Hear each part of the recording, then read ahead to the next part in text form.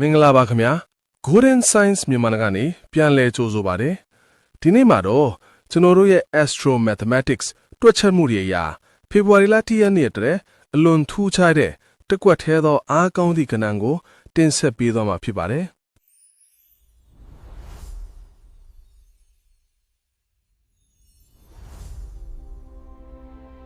ကျွန်တော်တို့အရင်အပတ်ကထပ်ခဲ့တဲ့6ခွန်2ကိုပြန်ကြည့်အောင်ပါဒီကဏ္ဍအစုဝေးမှာခွန်နဲ့2ဆိုတဲ့မှန်တွဲကဏ္ဍများပါဝင်နေတာကိုတွေ့ရပါမယ်သင်္ချာနည်းကြ frequency analysis အရာဒီလိုအတွဲအဆက်မျိုးထုတ်ပေါ်ပြီးတဲ့နောက်မှာအဲ့ဒီကဏ္ဍတွေဟာနောက်တစ်ဖက်ရဲ့စုံချက်မှာ residual energy အဖြစ်ပြန်လည်ပါဝင်လာတဲ့အလိအထက်ရှိပါတယ်ဒါကြောင့်ဒီတစ်ပတ်မှာလည်းခွန်နဲ့2ရဲ့ပေါင်းစပ်မှုကိုကျွန်တော်တို့အထူးသတိပြုရမှာဖြစ်ပါတယ်ဒီတစ်ပတ်အတွက်အဓိကအပြောင်းလဲကတော့6ရဲ့နေရာမှာ9စီးဝင်လာတာတွေဖြစ်ပါတယ်6ဆိုတာခဏန်းစဉ်ရဲ့အမြင့်ဆုံးအစွန်းရောက်ကိန်းထိပ်ပြီး9ကတော့အလဲဘဟုတ်ဖြစ်ပါတယ်သင်္ချာပုံတင်နည်းအရအစွန်းရောက်ကိန်းတစ်ခုထွက်ပေါ်ပြီးရင်အလဲဘဟုတ်စီက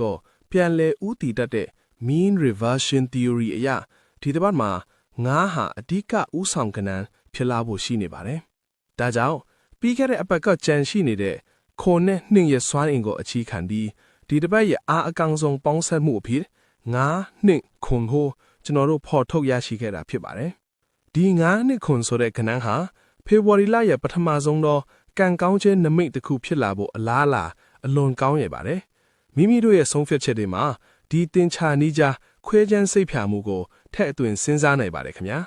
ကျွန်တော်တို့ရဲ့ Golden Science မြန်မာမှာနေ့စဉ်ဗဟုသုတတွေတင်ဆက်နေတာမို့ subscribe လုပ်ထားဖို့လဲတောင်းဆိုချင်ပါတယ်အားမွန်ပဲကံကောင်းခြင်းရွှေရောင်နေ့ရက်များပိုင်ဆိုင်နိုင်ကြပါစေ